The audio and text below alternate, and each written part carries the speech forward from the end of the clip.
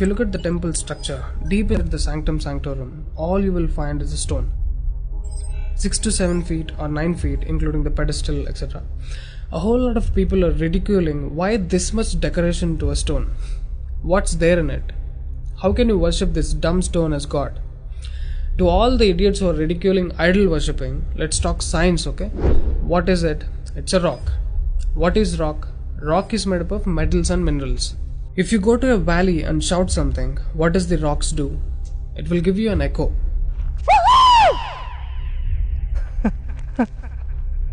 It's an open place. The sound travels, hits the rock and throws it back. This phenomena is called echo and it's scientifically proven, everybody knows it. Depending on how loud you send the sound waves, accordingly rocks will throw back an echo. Every rock, that's why you will hear 2-3 sounds at different intervals. Visually you cannot see what's happening, but you can hear it. This is in open space. Imagine if you're doing it in a closed place. What would be the amount of echo? Obviously much more than the open space. Let's get inside the temple. You will find a linga or a statue made of a rock.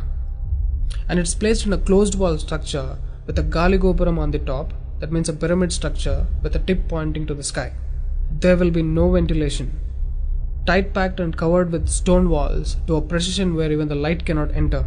Now people send some sounds to the rock. Not just today, it's been practiced since thousands of years. They are sending some sounds to the rock continuously, right from the morning to afternoon to evening till night, every day. We all know that sound has a form. To all the low IQ people, I'm going to show you a few experiments where particles form different patterns and forms due to various types of sounds. I saw a beautiful music video in this channel in which they show how water, fire, particles respond to the sound. It's an incredible experiment, you must watch it. It is a film to describe to you the effect of cymatic frequencies. Now, 72% of your body is water. 12% is earth, 6% is air, 4% is fire and the remaining is space. Don't you think this sound has an impact on your system? Look at how drastically the water is responding to the sound. Similarly, fire. In fact, everything in the cosmos responds to the sounds. That's why yogis of the past have always said sound is the basis of existence. Every form is a certain reverberation of sound. If you master the sound, you can play with the 5 elements. That's how the sages of the past used to walk on water, disappear into the air, walk through the walls, etc. In Harry Potter movie, what you have seen is just a fiction story. But here, we have got yogis who did all that for real. Even though there are many mystics who can do these things, not just them, you and I can do it if we attain certain mastery over the sound. You need a perception beyond the senses to do that. For that, you need to do a different level of sadhana. You can't do that in a laboratory through some dumb experiment. All those who tried either ended up neurotic or died an utter failure. Wasted a lot of money in the research. So except dhyanam, technically there is no other way. Sorry to disappoint the people who are lazy to yoga. Okay, sound. I recommend you to watch more such experiments in YouTube to understand better what I'm trying to say here. Inside the temple, they chant some mantras. What happens is, the sound will touch the stone and bounce back in different directions. Because it's a closed room, the sound has to pass out through the main door. And whoever is standing in front will be completely soaked in that energy. Now, what do they chant? Vishnu Sahasranamam in the morning and Lalita Sahasranamam in the night. There is Shivopasana Mantram, Lingastakam, Am Namah Shivaya, Nirvana Shatakam, etc., which will have different impacts on the human system.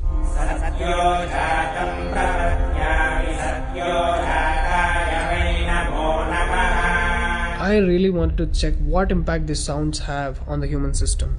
So I went to a neurosurgeon to really experiment and document the impact of these sounds on the human brain, the human system. I took my friend Rahul for the EEG test. It's called electroencephalography, where you can see the brain activity, the activity of the nervous system of a person on a computer. We played Lalita Sahasranamam to him.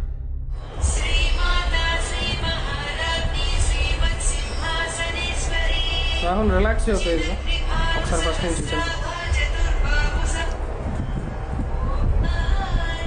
Right.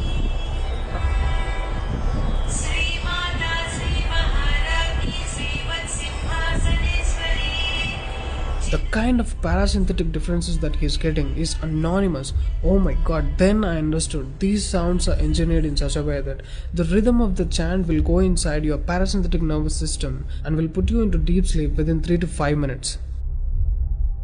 First thing is, the chant is some thousands of years old. How could these ancient sages know that these sounds impact the parasympathetic nervous system? This they do it in the night. And in the morning they chant Vishnu Sahasranamam, the 1000 names of Bhagavan Vishnu. And again, these sounds are engineered in such a way that it will wake you up to a peaceful and refreshing state of mind. I'm sure most of you are suffering with painful wake-ups, with such an irritated mind that you can't sleep and you don't enjoy waking up. If you listen to Vishnu Sahasranamam in the morning, it will clear all these clutches in the brain and you will be super fresh when you wake up. Even today you can go and check in Tirupati temple. They will chant Vishnu Sahasranamam in the morning and Lalita Sahasranamam in the night. This is a clear science evolved and being practiced in temples. Even now in most of the temples they're still doing it without knowing why they're doing. I went and asked one of the priests in my hometown. He said, no, they're doing it since so many years. Or they will say something like, it's good for your health, you will get money, pregnancy, etc. This is one more reason why temples are ending up in ruins here. There is no one to talk about the science behind it. Why sounds and why the rock? So they call this rock as God, and when you chant for God, their idea is to benefit the human beings living in the city. It's a free service. Will your doctors treat you for free? But these temples are doing it for free, since ages. But now, these temples are under attack. It's time to free them from government's control. Temples' properties are being looted. They think too much of gold is available there. You know what? The temple design is such, there will be a Dvajastambam, which is made of some metal, usually gold or copper. Brass is a good conductor of sound, gold is an excellent conductor of electricity, and it has higher receptivity of the energy. To all the idiots who are worried about so much gold being used in the temple construction, just smack them with this video. This is a clear science and most sophisticated engineering that even the modern science has no clue of. There is much more to the design of the temple. The design is such, the energy waves reverberated by the gopuram will pass straight and touch the antenna kind of arrangement here and stored in the energy format. People are supposed to touch it. A lot of people touch their heads without knowing why they are doing it. And then you are supposed to walk into the space which is filled with this energy transmitted by the rock inside. Doesn't matter whether you are a Muslim, Hindu or a Christian, you can't escape the energy. You will be bathed in the glory of that energy. You can actively feel the difference after you pass through the path.